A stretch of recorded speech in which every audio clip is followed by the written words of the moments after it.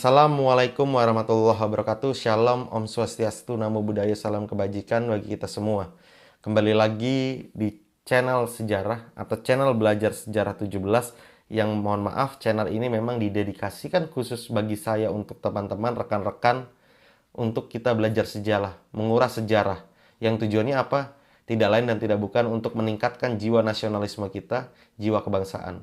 Dan pada kesempatan kali ini kita akan membahas tentang Stanford Raffles dan penjajahan Inggris di Indonesia. Setelah beberapa waktu lalu kita membahas penjajahan terkait dengan Prancis pasca Belanda, lalu kemudian hari ini kita akan membahas penjajahan Inggris di Indonesia. Bagaimana periode penjajahan Inggris di Indonesia termasuk dalam kategori yang menurut kami adalah cukup singkat, tidak lama dan hanya sebentar, yaitu kurang lebih hanya 5 tahun, yaitu sejak tahun 1811 hingga 1816. Meski begitu, penjajahan Inggris memiliki dampak yang signifikan, baik dalam sejarah, budaya, dan perkembangan ilmiah di Indonesia. Jadi boleh dibilang teman-teman, salah satu penjajahan yang hasilnya dalam tanda kutip memiliki dampak lumayan positif dibanding negatifnya adalah penjajahan Inggris di Indonesia.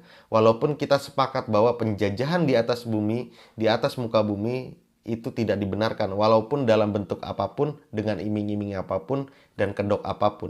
Nah, selama penjajahan Inggris di Indonesia, banyak hal-hal signifikan yang kemudian menjadi sebuah perubahan yang berarah pada positif maupun negatif. Seperti yang saya sampaikan di awal bahwa banyak juga hal-hal positif yang kemudian menjadi sebuah bekal bagi Indonesia di kemudian hari. Bagaimana peninggalan Inggris sama sebetulnya. Ada peninggalan-peninggalan Belanda juga, ada peninggalan-peninggalan Jepang dan sebagainya macam.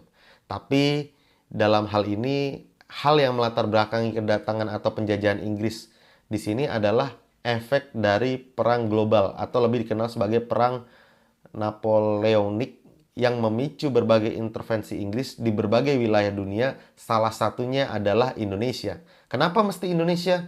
Karena pemerintah Inggris waktu itu melihat peluang yang sangat besar di Indonesia sebagai komoditi dagang, sebagai komoditi rempah-rempah yang kemudian bisa dimanfaatkan sebagai sumber ekonomi bagi kegiatan Inggris di Eropa sana. Adapun latar belakang penjajahan Inggris di Indonesia terjadi setelah serangkaian perubahan politik di Eropa yang berkaitan dengan Perang Napoleon.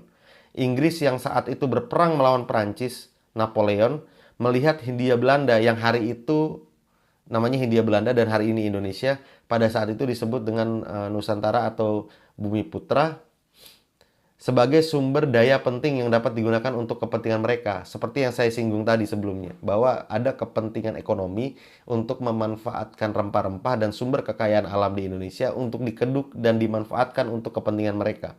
Pada 1811 atau tepatnya 1811, Inggris meluncurkan serangan besar-besaran menggunakan 60 kapal perang yang berakhir dengan keberhasilan menguasai Batavia pada 26 Agustus 1811 atau 1811.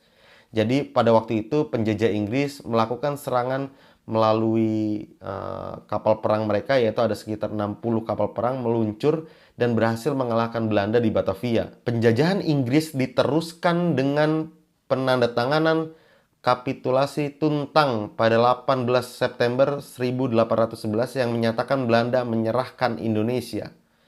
Nah, lalu bagaimana kebijakan-kebijakan Inggris di Indonesia pasca mereka berhasil mengusir Belanda dan mengalahkan Belanda? Stanford Raffles dan kebijakan pemerintahnya, salah satu tokoh kunci dalam penjajahan Inggris adalah Stanford Raffles atau kita kenal dengan istilah Raffles. Dia adalah seorang administrator Inggris yang bertanggung jawab atas pemerintahan selama periode tersebut. Raffles juga merupakan seorang ilmuwan, sejarawan, dan pecinta budaya. Kebijakan-kebijakannya selama memerintah mencerminkan minatnya dalam ilmu pengetahuan dan budaya lokal. Jadi sangat berbeda metode yang diterapkan baik Inggris Belanda ini dalam meng-hire masyarakat pribumi atau masyarakat lokal Nusantara saat itu. Kalau Belanda lebih kepada penekanan-penekanan militer, lebih pada pendekatan-pendekatan ekonomi, lebih pada sikap-sikap arogan sebagaimana penjajah terhadap negara jajahannya. Sedangkan Inggris tidak. Inggris lebih kepada arah diplomatik komunikasi, meningkatkan pendidikan masyarakat lokal, menaikkan taraf kemampuan personal masyarakat lokal, sehingga Inggris ini jauh lebih kalem lah bahasa kita dalam melakukan penjajahan. Contoh kebijakan-kebijakan Raffles adalah di bidang pemerintahan. Salah satu tindakan pertama yang diambil oleh Raffles adalah membagi Pulau Jawa menjadi 16 karesidenan. Sistem ini diadopsi oleh pemerintah Belanda untuk mengatur administrasi lebih efisien hingga akhir pendudukan mereka di Indonesia. Jadi salah satunya itu teman-teman. Jadi dia membagi beberapa wilayah di Jawa untuk efisiensi dan lebih mudah mengontrolnya. Kemudian di bidang ekonomi, Raffles memulai menghapus kewajiban tanam ekspor yang sebelumnya diterapkan oleh pemerintah Belanda. Selain itu, ia juga menghapus pajak hasil bumi, serta sistem penyerahan wajib yang sebelumnya diterapkan oleh VOC.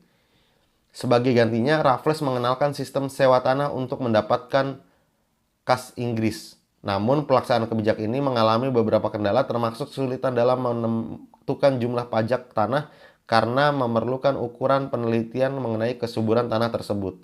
Selain itu, penggunaan uang sebagai bagian dari pajak yang harus dibayar belum sepenuhnya berlaku di masyarakat Indonesia dan kepemilikan tanah masih didasarkan pada tradisi. Jadi waktu itu surat menyurat tuh belum ada kayak sekarang, belum ada sertifikat, HGU, AJB.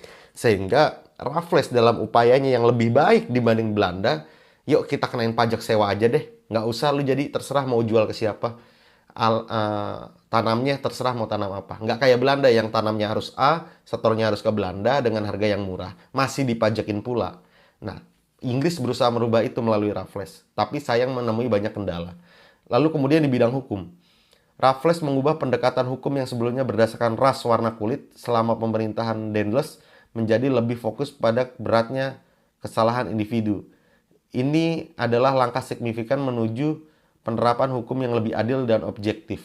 Jadi Raffles ini jauh lebih manusiawi teman-teman. Inggris jauh lebih manusiawi ketika melakukan penjajahan dibanding Belanda. Adapun di bidang sosial, Raffles juga berusaha untuk menghapus praktik rodi dan perbudakan. Meskipun ada upaya untuk memajukan hak asasi manusia, dalam kenyataannya masih terjadi pelanggaran terhadap undang-undang serupa. Walaupun kemudian Raffles berusaha menghapuskan rodi, kerja paksa, dan mengembalikan hak-hak manusia sebagaimana yang dimaksud oleh Raffles, namun masih banyak pelanggaran-pelanggaran yang juga terjadi dan dilakukan oleh pasukan Inggris atas dasar keegoisan mereka atau superioritas mereka. Lalu kemudian di bidang ilmu pengetahuan dan kebudayaan. Selama masa pemerintahannya, Raffles menunjukkan minat besar dalam pengetahuan dan budaya lokal. Jadi Raffles ini berusaha teman-teman, karena dasarnya pendidikan dia, basic dia sebagai seorang budayawan, maka dia sangat tertarik untuk mengetahui budaya-budaya Indonesia seperti apa. Dan dia berusaha meningkatkan taraf pendidikan masyarakat pribumi untuk tujuan kepentingan dia sebetulnya. Namun ada impact positif yang bisa kita raih di situ seandainya waktu itu Inggris seandainya lebih lama dibanding Belanda kalau menjajah. Ini kalau hitung-hitungan kita, misalkan kalau suruh milih mending mana, dijajah Inggris atau Belanda? Ya jawabannya mending nggak dijajah. Tapi kalau hanya ada dua pilihan, maka kita akan pilih lebih baik jajah Inggris. Karena di situ tidak ada intervensi militer yang berlebihan seperti yang dilakukan oleh Belanda.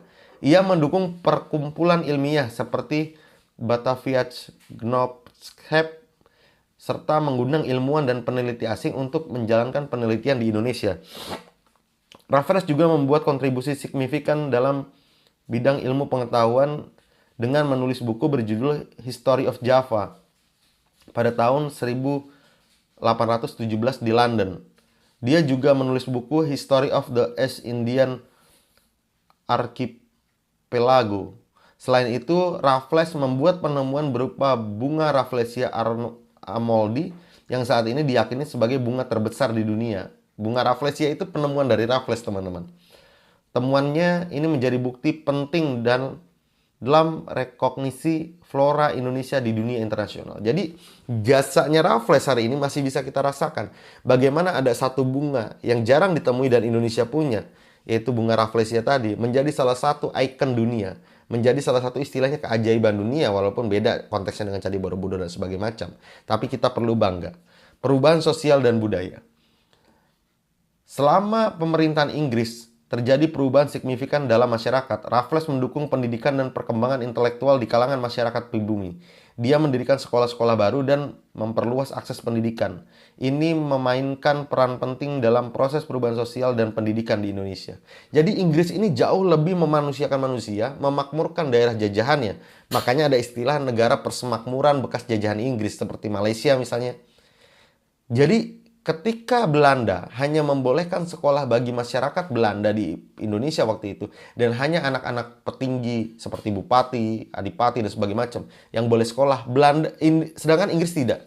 Inggris membolehkan semua masyarakat tanpa memandang ras, kulit, suku dan agama.